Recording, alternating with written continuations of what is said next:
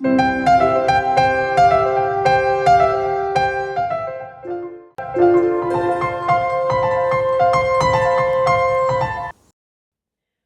we're dealing with a continuous capillary or a fenestrated capillary, there is a fair amount of fluid exchange that takes place at the capillary level. So let's mark the capillary. On the left side, we see the arterial end. This is the blood coming from the arteriole into the capillary. And on the right side, we have the venous end, which is the blood going towards the veins, taking the blood back to the heart. At the arterial end, more water leaves the capillary than enters. So we have a net movement of water going out. On the venous end, we have a net movement of water entering, going inside, entering the blood vessel or the capillary.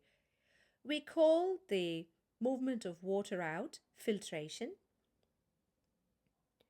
and we call the movement of water in reabsorption. So what drives these movements? On the arterial end, the hydrostatic pressure, which is basically blood pressure, is greater than the osmotic pressure. So basically, it's hydrostatic pressure that is driving the net movement of water out of the capillary. On the venous end, colloidal osmotic pressure drives the movement of water into the capillary.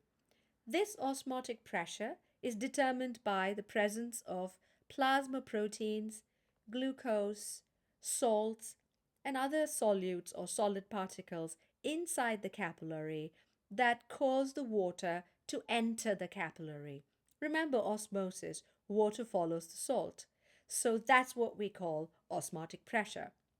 Even though there is a movement of water out and a movement of water in, there might be some excess fluid that accumulates in the tissue spaces or the interstitial space. If this continues to accumulate, it results in edema, which is basically a swelling. In order to prevent this, we have the lymphatic capillaries that pick up the excess fluid like a drainage system, and they carry it back to the bloodstream, the regular bloodstream. If this drainage is not working properly, you could end up with a massive edema.